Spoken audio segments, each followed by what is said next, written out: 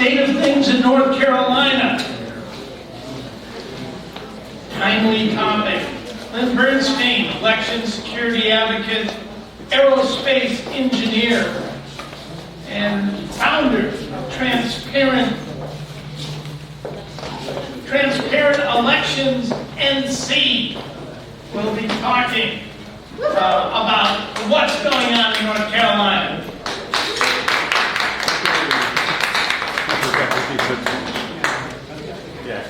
First, I want to start by thanking everyone who made this happen.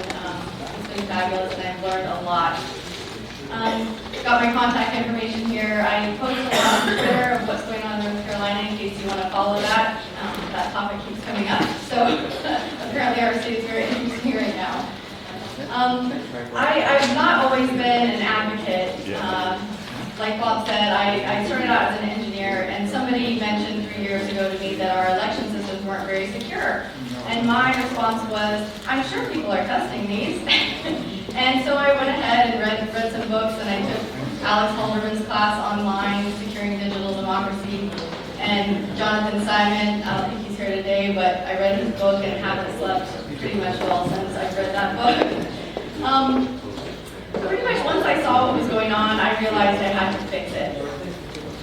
One of the top picture here is from Bladen County, District 9. Last year there was a hearing because there wasn't a chain of custody of ballots. There was a whole, I'm sure that was in the national news. So the Board of Elections investigator went down to Bladen County and to go check out the ballot room. And when they got there, they realized that the ballot room was housed in a public building that also housed the VA, so people had access to the building. And unfortunately, what they found was directly across from the ballot room was a keychain on the wall labeled ballot room. So they took a picture of it and left, and then they came back a couple days later, and they took the picture on the bottom with the key in the door open, and nobody was around. So clearly, North Carolina, we have a lot of work to do there. So has North Carolina gone rogue? It's interesting that Chris Vickery mentioned that somebody at the state board actually described themselves as going rogue, because I would agree.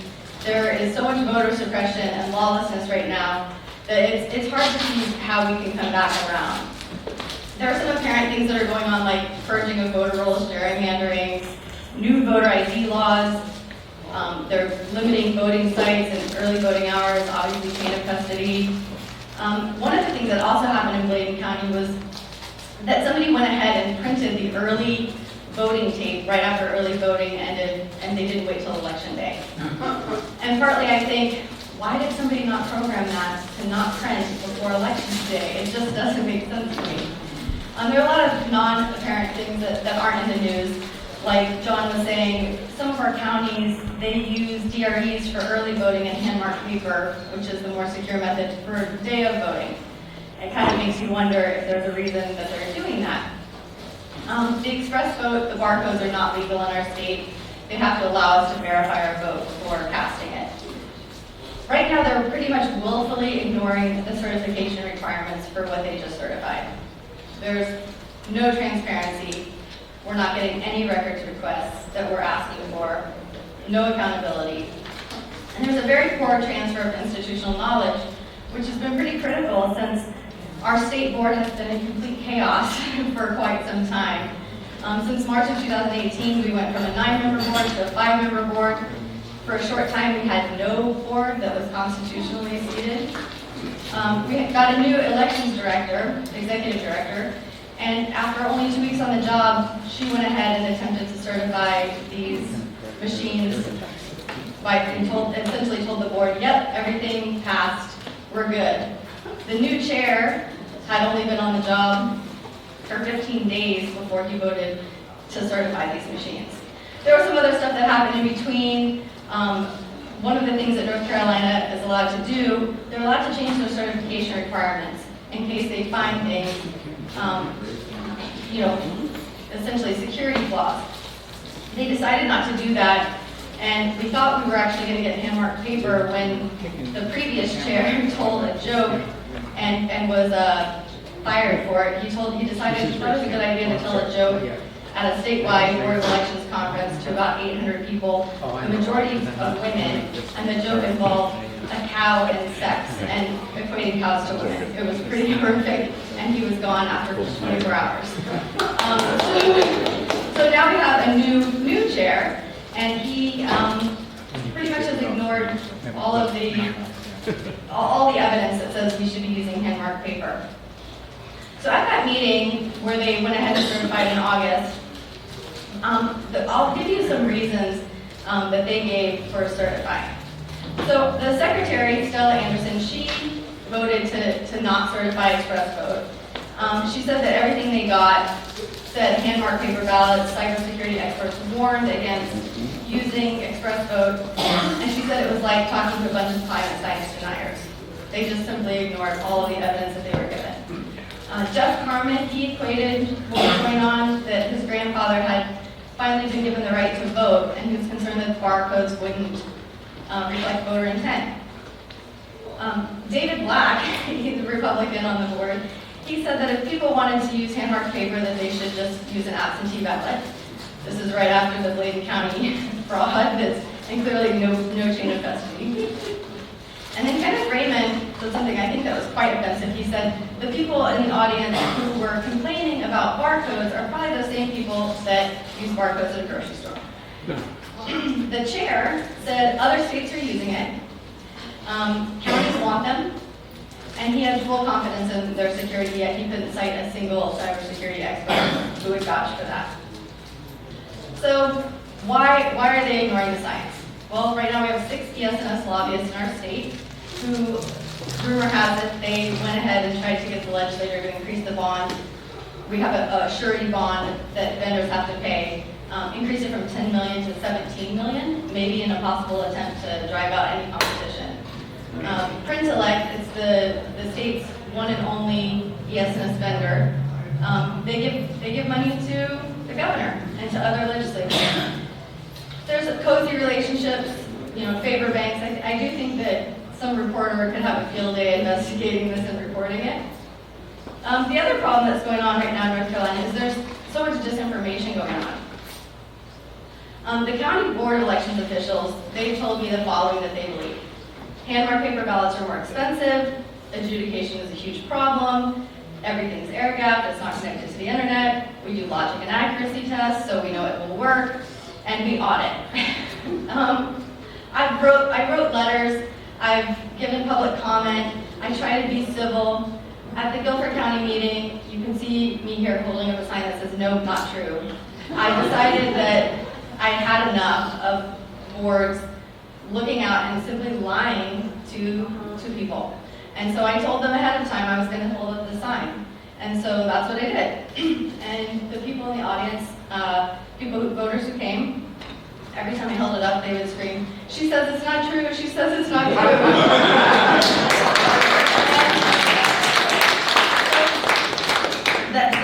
That was one of the reasons why that meeting was essentially shut down. What you don't see in this picture is that my knees are shaking to the point where I thought I was going to fall over. And John went ahead and came and stood next to me to show that he supported me. So if you see people doing stuff like this, you need to go stand next to them, because chances are, even though they look confident, they're probably scared out of their minds. I mean, the board was yelling at me to sit down at this point, so I did not.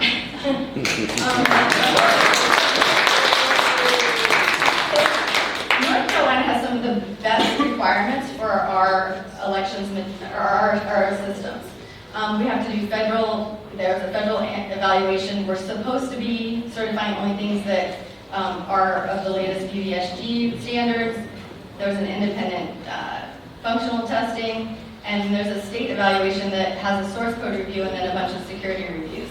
The stuff in red, it was not done. It just flat out wasn't done. And the state board knows it, and they have chosen to do nothing about it. We've called them on it, and they're just being lawless at this point. We also have a certification program that has some additional requirements. It says it has to be EDC certified. Our previous equipment that was certified never was EDC certified. And so Something else that's happening right now is that we found out that the systems that North Carolina is about to receive, that we kept questioning the board and asking them why they're buying something, the Express Vote, that ran on Windows 7. Turns out, Express Vote that we're getting is considered end of life, and it actually runs on Windows CE 6. But they never intended for us to use that. What they are intending to do is to use administrative authority to modify that system and just swap it out with a different system that would require all that certification that they don't plan on doing. They plan on just doing it via an administrative signing of a pen. So that is something that we are going to hold firm on. We are not going to let them do that. Jerry Odom, he's from Forsyth County. He sent me a video on YouTube that showed the Express Vote side panel. One of the things that it shows here, you'll see that it's hard to see, but there are 2 USB ports. The stick that's in there has the ballot definitions, but then you also notice that there's a power button. So an election worker in the morning, a poll worker, has to open that panel to turn on the power. And I brought this to the attention of the board, and they said, well, we'll just put some tamper-evident tape on it. Now my question for ES&S is this a design flaw or is this a feature? Because I'm an engineer, and you don't do this on accident. That is a feature. Why? There is some good news. Starting December 1st, 2019, DREs are no longer allowed to be used in North Carolina. And right now, right now, North Carolina has 2/3 of the state. It currently does have hand-marked paper ballots. So that's at least something we have going for us. We did go from 1/3 of the counties using DREs. Right now, counties are starting to decide what systems they're going to use.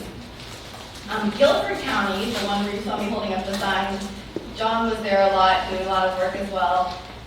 They went ahead and voted to use an auto mark for ADA compliance and hand-marked paper ballots for the rest of the county. So we made a little headway. And then Forsyth County also, they voted for Express Vote for ADA. I'm not sure how that's going to work out for them, considering Maryland is mired in a lawsuit at this point. But they are doing hand-marked paper ballots for the rest of their voters. So we'll see how that goes. So I will take it as a win, even though we're struggling to get public records requests and anything else. I think the reason why we ended up getting Guilford and Forsyth to go the way we wanted, because there was a lot of activism that happened, not just over the last 3 years, but within the last 2 or 3 months. John Brady from Audit USA, he came in, and essentially what he did was he found me, he found Chester Jones in Greensboro, he found Jerry Odom, he found people who were already doing the work and just really helped prop us up and give us good advice on how to move forward, things we should be doing, things we shouldn't be doing, and really just kind of, without John, I don't think we would have gotten to either of those 2 counties. I think everyone would have gone all Express Vote. So, hey, John.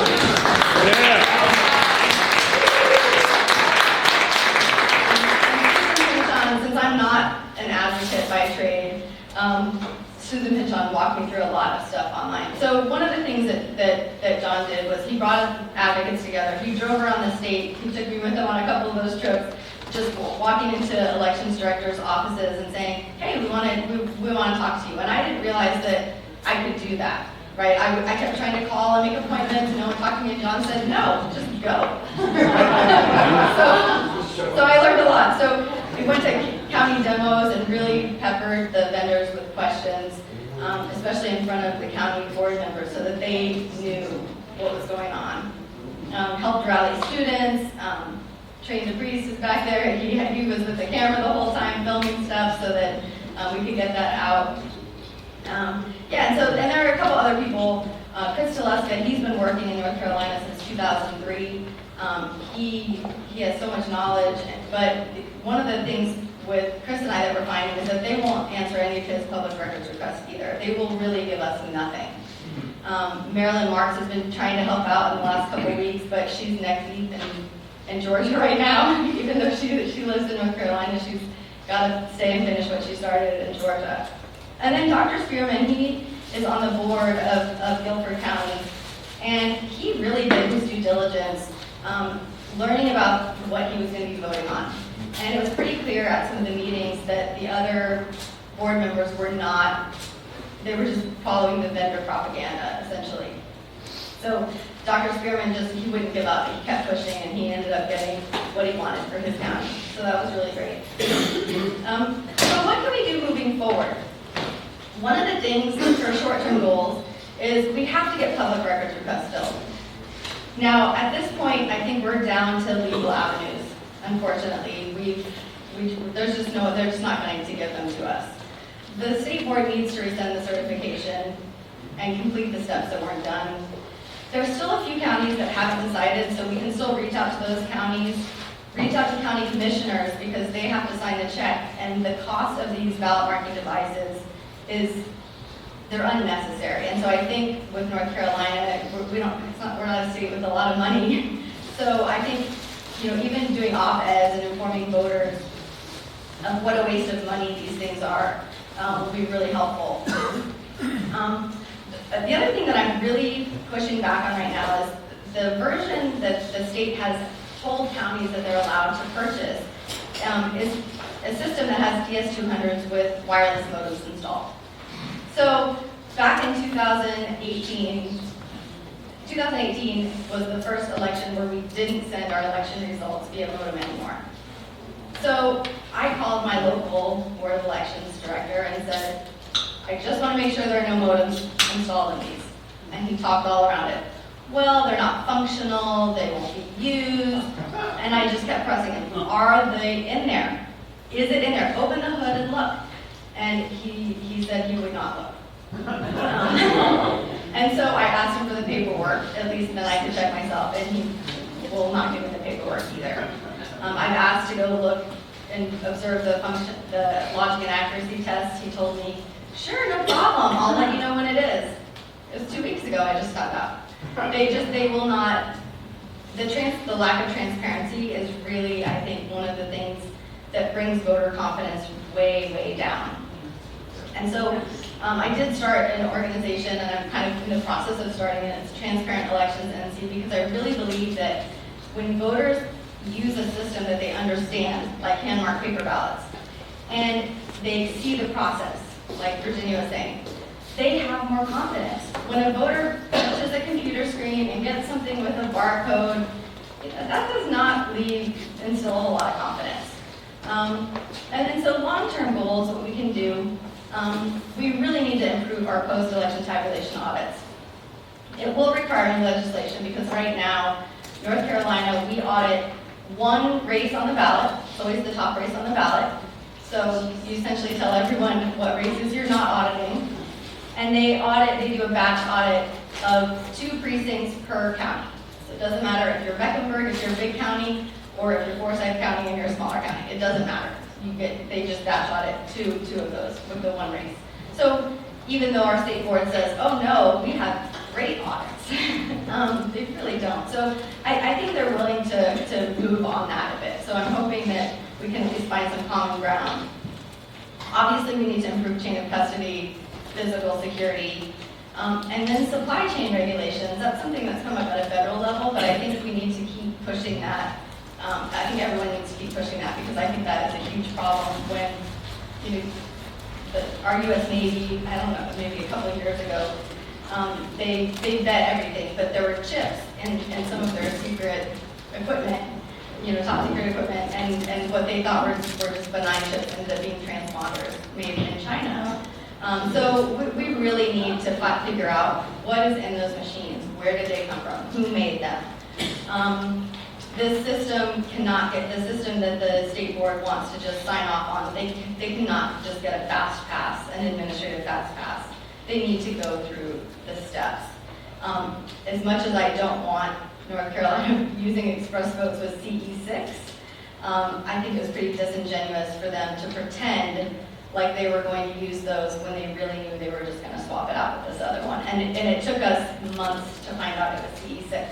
We had to talk to people in other states whose states had been told it was at end of life and they would not receive those units, but yet North Carolina, here we are buying those. So what I would say is, we're gonna keep fighting. I'm really looking forward to hearing the rest of the speakers today because I think I'm gonna learn a lot about how to improve our advocacy work to get what we want in North Carolina.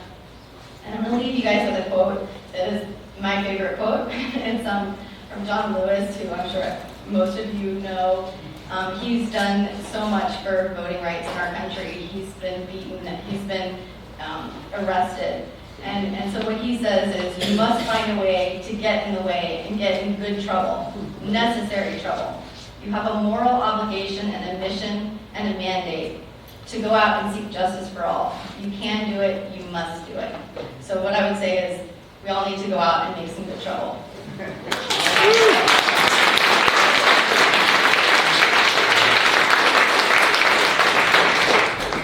Wow, what rocket scientists can do.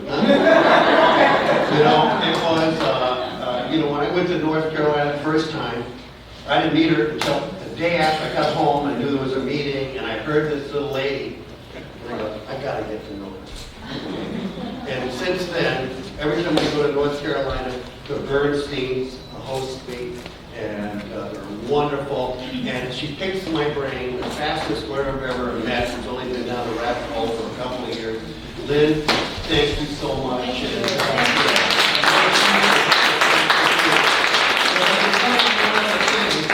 Is that hooking up with the NAACP was a blessing. Okay? Because they are scared of it, because they're pros. We picked Guilford County because what about us? Because that's Greensboro. We're 60 years before this happened that we flipped that county. And we're making a movie about what we did down there. It's incredible, the story of the line, the deception, and we have it all on tape. Even the cow joke, how bad that thing was. And then how this barcode, how they think, well, they use it in stores, so it must be okay. But the thing that got me the most was Dr. Spearman, that before we did, he took me down to Florida. He said, I want you to be my wingman. I'm going to do 2 forums. And he stood up and he told a story. Because he said, I sit on this board of elections and there's nobody there. And we have to make decisions. And then somebody will come back and say, hey, Dr. Spearman, how could you make that decision? And you know what he said? Because you were not here getting me informed beforehand. That's what we did in Guilford. We got that board informed, okay? And that's what we have to do all over, okay? Because the people who are leading this thing is greedy vendors. There's a monopoly going on in North Carolina, South Carolina, okay, part of Virginia, the same firm for 107 years, been a printer down there, okay? It's the good old boys. I want you to know, the first document I went after him, you know who I gave it to? Him. Because that's the way I do.